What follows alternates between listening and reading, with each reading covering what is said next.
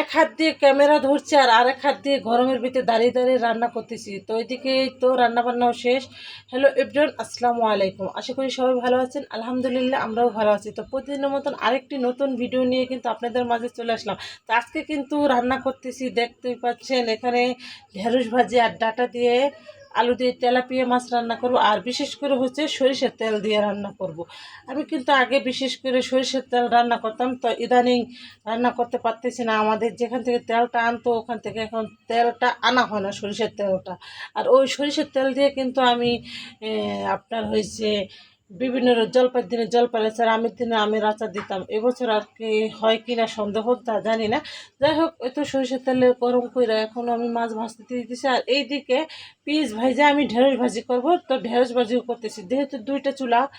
তো এই দুইটা বসাই দিয়ে আমি একটু ঘুরে আসলাম রুম থেকে, কারণ হয়েছে এখান তো গরম, দাঁড়াই থাকা যায় না, কি আর করার বলেন।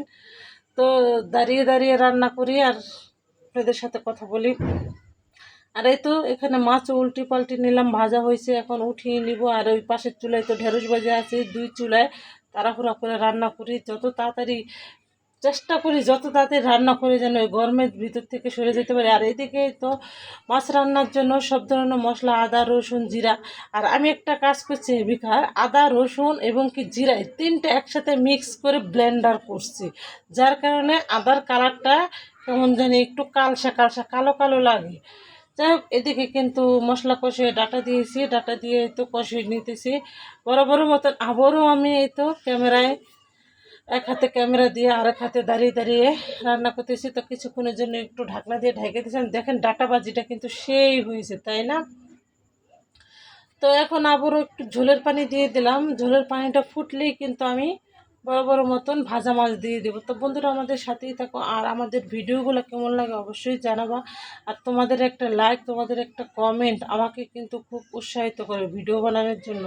আর তোমরা বেশি বেশি করে আমার চ্যানেলটা সাবস্ক্রাইব করে দেবো। যারা আমার চ্যানেলটা ভিডিওগুলো দেখো, বিশেষ করে চ্যানেলটা একটু সাবস্ক্রাইব করবো, কারণ তো এইদিকে আমি এই তো কথা বলতেছি আর ওইদিকে দেখেন বাচ্চারা হাসাহাসি করতেছে, কি আর করার করার কিছু নাই। তো এই তো ঢাইকে দিয়া এই তো রান্নাবান্না প্রায় শেষ পর্যায়ে। আর আমাদের রান্নাবান্নার পাশাপাশি কিন্তু অন্য কাজকর্মও করি, কিন্তু সেটা হয়তো দেখানো হয় না। যখন ধরেন ঘর গোছানো, তারপরে হচ্ছে কাপড় চোপড় গোছানো, রুম গোছানো, বা আপনার হয়েছে ঘর মোছা, বিভিন্ন ইত্যাদিতে বাজারে যাওয়া, তো ওগুলো আমার ক্যামেরা ধরার মতো নয়, আমি আমার এক হাতে হ্যান্ডেল করি।